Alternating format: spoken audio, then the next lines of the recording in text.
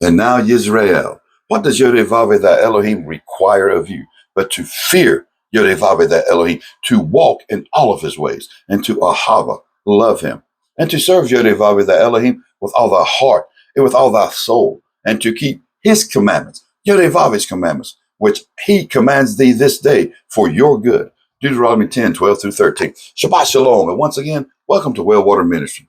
These past few weeks in these teachings, we've been talking about hearing YHVH's word, to Shema, to intelligently hear with obedience, but also knowing his name and how to understand his Torah and to obey his Torah. We were told to remember in Devarim that YHVH is pleading with us to obey his Torah and Va'akanan, and that if we choose to follow the path, we will get our inheritance, the promised land. We learned that in the Kev. And Rehe taught us to behold which path shall we choose, obedience or disobedience. And last week in Shoftim, we realized that just hearing, well, it's just not good enough, that we must judge our walk against YHVH's Torah. And now, this week in Tetze, it asks us the simple question, what happens when we go out? You see, it is one thing to hear YHVH's word, and yet another to walk in his word. And now that we have chosen our path, and we are judging our walk against his word, his Torah, and not what the church does or traditions or what we believe or what we feel, but by his word that is written. It is now time that we go out and be. And that, my friends, is my lesson today. And as I teach this parashah, resonate on this. When you go out, be. Avinu Makeno Shabasha Mayim Bereket Zed Lamad. Our Father, our King, who art in heaven, bless this teaching. This week's parashah Torah portion is called Tetze. It means when you go out. It's from Deuteronomy 21:10 through 25:19. It covers civil and personal responsibilities, rules for returning lost items, building a safety fence on a roof, family and social ethics, regulations regarding marriage, divorce, even the inheritance rights of the firstborn. It covers fair weights and measures. But it also covers compassion and ethics. It commands to send away a mother bird before taking her young, and that they should leave corners of their field for the poor. Prohibitions, the bans on mixing certain seeds or fabrics, or even the plowing a field with an ox and a donkey at the same time. But it concludes with a commandment. Remember what Amalek did to you. And as always, that's a lot to digest. So let me quickly unpack and try to help us understand that when we go out, we should be. If I say I follow YHVH, what does that really look like when I walk it out? Why do I follow? Well, we learned that in a Kev because of his blessings, right? And his promises, and of course, his inheritance. But just what do I follow? Rehe opened our eyes on this. We should follow the Torah, Shema. And just who do we follow? Shoftim showed us to judge our walk according to our Messiah. But how do we do this? Well, with the appointed order and the righteous inheritance laid before us by YHVH that is found in his Torah. And how do I follow? Well, hopefully, after this lesson, Tetze, we will see how Torah affects our everyday life. Because believe it or not, what we believe becomes our behavior, whether if it's good or bad, obedience or disobedience, or even life or death. Tetze means when, not if, but when you go out. When you go out, let's be. And to do that, we must open a door, allowing us to see what should happen when we go out and be. You see, there has to be a purpose, right? I mean, YHVH created us to dwell with him and to worship him and to walk with him. And Yahshua died and shed his blood so that one day soon we can do all of that. But right now in this salvation and relationship that we are in with YHVH, we must understand that we have a purpose. I feel that if I am still alive, YHVH has a purpose for me, just as he does for you. And we must needs find it. Because we must understand that Torah is not something that just happens when we gather in the assembly with other believers. Torah follows us when we go out into the world. What do others see when we go out? When I leave here today, and then maybe Sunday, if I'm taking a ride into the big green Hulk store, the Dollar Tree, or better yet, Monday. Let's go with Monday. Monday, when I go back to work, what will I be walking out? When I go out, what will I be? Okay, Jeff. Okay, we got it. What do you mean go out and be? James 1:22 says, but be ye doers of his word and not hearers only. Remember, we learned in Rehe that simply hearing YHVH's word, well, it's just not enough. And we must realize here that James, he was not inventing some new biblical idea. He was echoing the very Torah principle of that hearing YHVH means nothing if we refuse to walk it out. And this very Torah portion helps us to see when, how, and why we should go out and be. We have been learning through this book, Devarim, words to fear YHVH, to walk in YHVH, to love YHVH with all thine heart, even to serve YHVH, and to keep his word close to our hearts. But Jeff, how can we do all this? It sounds so hard. It's very, very simple. By being doers of his word. We need to be doers, not hearers, and definitely not sayers only. Answer this question for me. Does your life and mine reflect the one I say I'll follow? Ouch. You see, that hurts. Are we walking in a manner that others see the Christ? Or do they see Babylon? Or maybe even see us walking back to Mitzrayim, to our sins? This parashah Tetze, it is about everyday holiness, not how to act in the assembly in the church, but rather when we go out and be. It covers marriage and sexual morality, family relationships, protecting the vulnerable, helping your neighbor, honest business, treating of servants, caring for animals, returning what was lost, proper weights and measurements, boundaries and purities. Or in a nutshell, man, that's everyday life. This is showing us one thing, that YHVH, he does not separate spiritual life from our everyday life. YHVH said, when you go out, be that same person you were in church, in the assembly. And the Torah teaches us how to walk. Be ye what? Doers of his word. We should walk out the Bible and not just simply read the Bible. And we see a test immediately in this parashah, Deuteronomy 22, 1 through 2. Thou shalt not see thy brother's ox or his sheep go astray. Thou shalt bring them again to thy brother. And if thy brother know it not, bring it unto thine own house. And it shall be there until thy brother seek after it, and thou shalt restore it to him again. In a world of finders, keepers, losers, weepers, in a world of, I don't know him, so now it's mine. In a world of, am I my brother's keeper? Be a doer. Do what YHVH's word commands. We are our brother's keeper. And we all too often, especially me, we sometimes forget that we were all created in his image. And once not so very long ago, we were that lost brother or sister.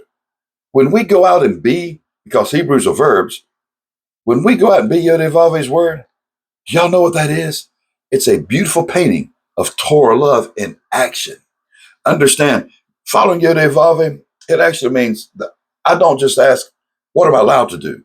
I also ask, what does love require me to do? Verse 4 then says, thou shalt not see thy brother's donkey or his ox fall down by the way, and hide thyself from them. Thou shalt surely help him to lift them up again. What a beautiful verse. When you see your brother or sister down, man, lift him up. Too many times we, me included, we seem to kick our brothers when they are down. But we're told to go out and be doers of his word. That's Torah love. And this story, it reminds me of Mark 2:4.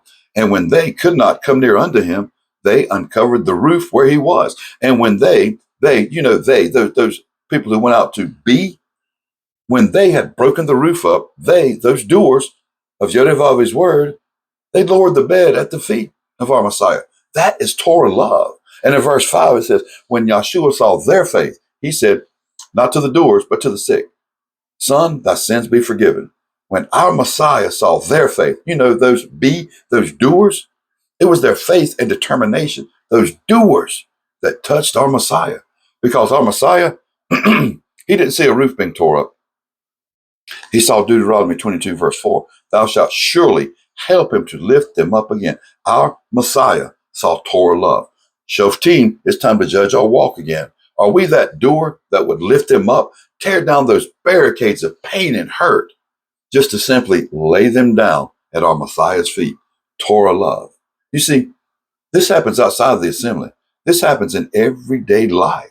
And I'm sure all of you listening, that you would lift each other up, that you would tear down barricades of pain and hurt. You would tear that roof away just to lay each other down at the very feet of our Messiah. And I know this is true because 3 of my people who regularly attend, they actually lifted me up to let me down in a very dark time of my life. And I say, thank you, Heather, Daniel, and Vicky. When y'all did that, YHVH saw Torah love. But listen to me here. Our job, it doesn't stop when we lower them down to our Messiah. We must also lift them back up, help them rebuild that rooftop. And then Deuteronomy 22:8, we must make a battlement, a parapet, a fence on that rooftop. Why? So that no man shall fall from it again. Believe it or not, but that lifting up of our brothers, that tearing down the barricades of pain and hurt, even when we lower them down to the feet of our Messiah, that's the easy part. We can all do that, right? We can all pray. We can all encourage. We can all be there when needed. But we are told here to now build a fence on that rooftop. Why? So that no one else may fall and get hurt. I call it preventative maintenance. YHVH calls it Torah love. What good is it if we lift them up, even lay them down at Yahshua's feet, if we simply do not put a hedge around them, lest they fall again? Now, who is ready to learn Hebrew letter? You see, we need to build a chet around them. Chet means fence, sanctuary. It's the 8th letter of the Aleph Bet.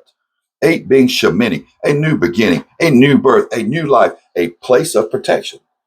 This is where we need to place them. Not only a new beginning, but a stable foundation surrounded by YHVH's word. And it's spelled with a chet, which is fence, sanctuary, a yod, which is mighty work or hand, and a tav, covenant or cross. We need to barricade them in this chet, a safe home built by doers of his word.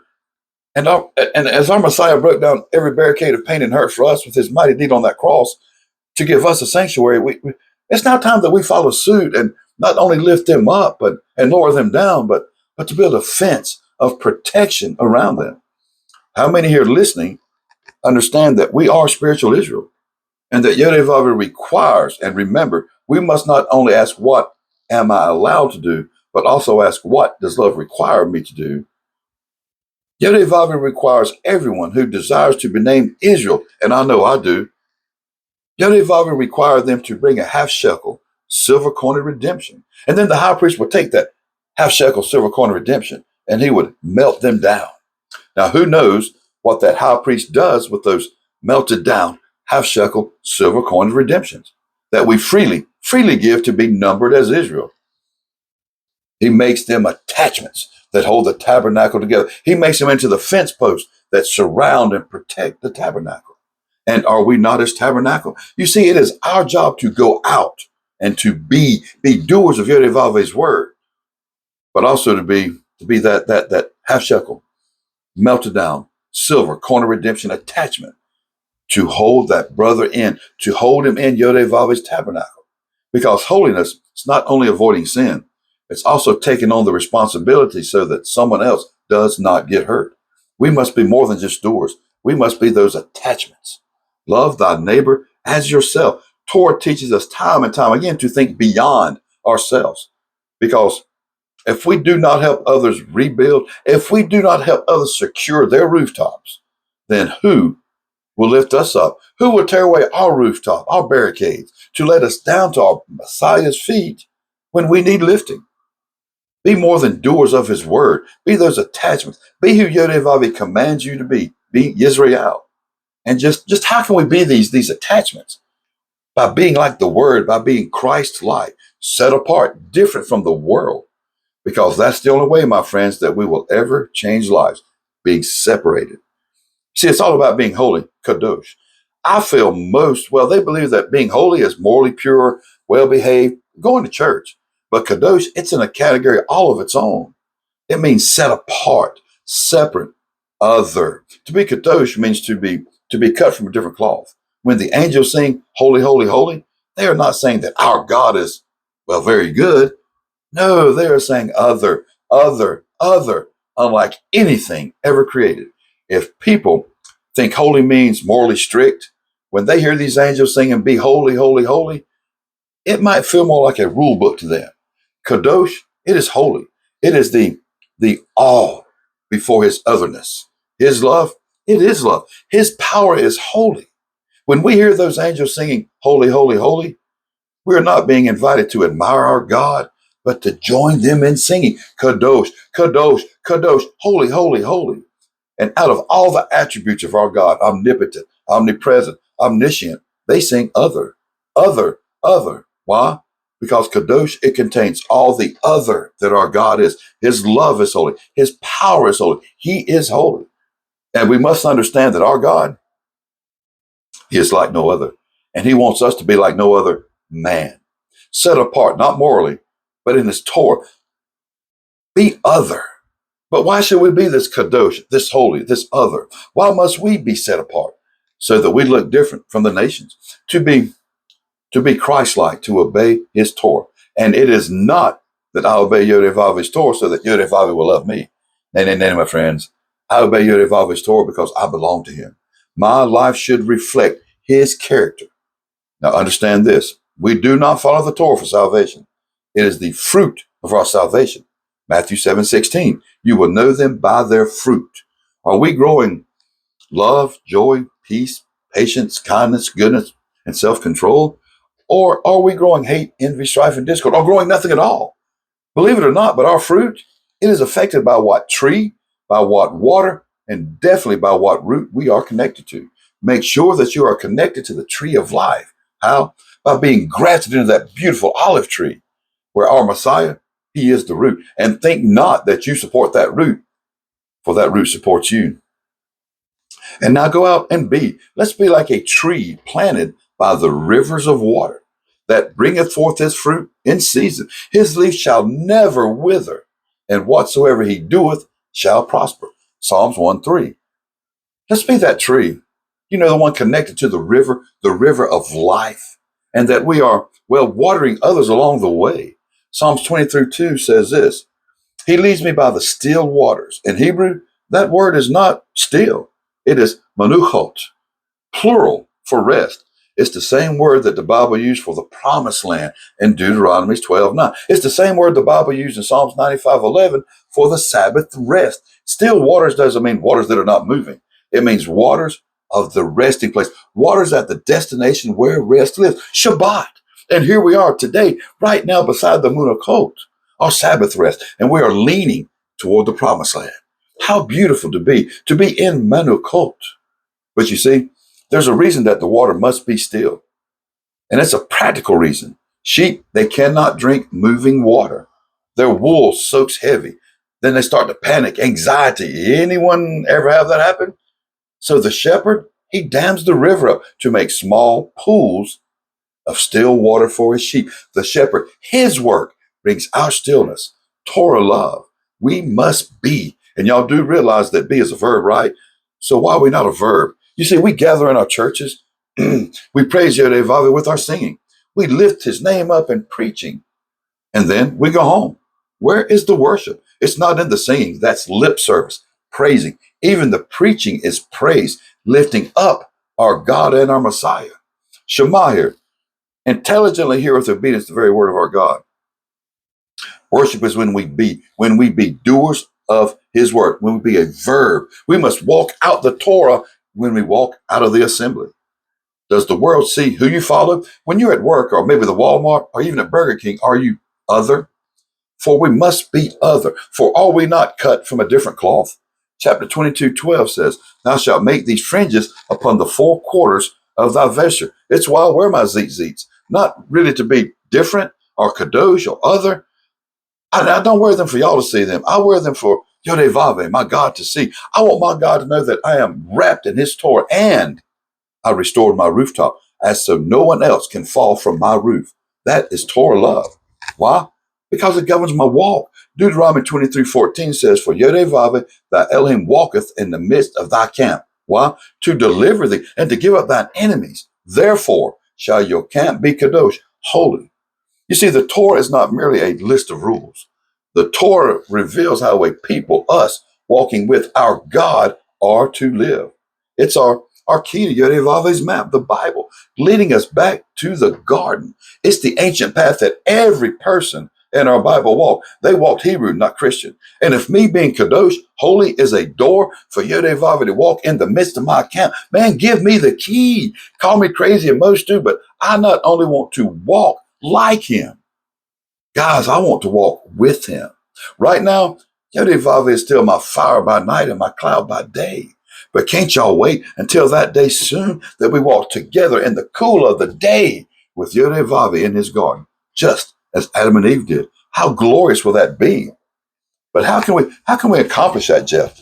By walking in the Ruach, by walking in the Spirit, by walking in love, by walking worthy of your calling, by walking out of your assembly and be a doer of his word.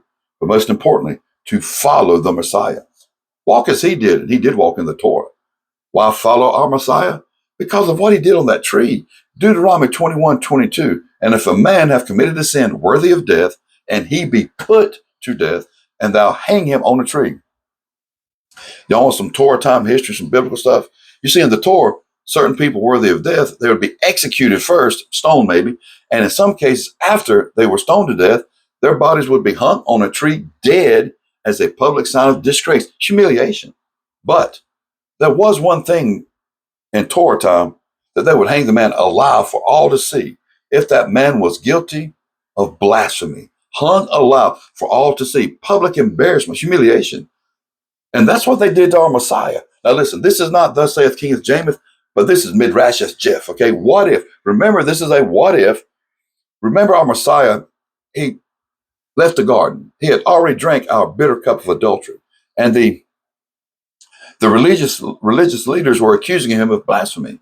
You say you're equal with Elohim. Blasphemy was the charge. What if he was guilty of blasphemy? Listen to me now. This is a drash. Let's dig deep. You see, at this time, our Messiah had taken on our adultery. He was bearing our blasphemy. What if, once again, what if, when YHVH looked down from heaven, he didn't see his son, but saw his adulterous wife? Because our Messiah just drank our bitter cup of adultery, taking our blasphemy, replacing us. What if, when we make the Bible mean what we want it to, or we follow how I feel, what I believe, God knows my heart. What if when we put our beliefs ahead of YHVH's word, making us, well, God, we commit blasphemy. And because of our blasphemy, our Messiah was nailed to a tree alive, public humiliation. His own father turned his back on him because of our blasphemy. How could I not follow him? For every time I put anything before him, blasphemy. He was humiliated so that I could be redeemed. What our Messiah was saying is I have your back. Deuteronomy 25:17-19. Remember Amalek, how they attacked you when you were weak and vulnerable, how they attacked you from the rear when you were weak, tired, hungry, and thirsty. And as I was leading you from the front and you were being obedient, following my heel, walking with me, heading to the promised land. But when they attacked you from behind, I left the front because I have already shown you the way.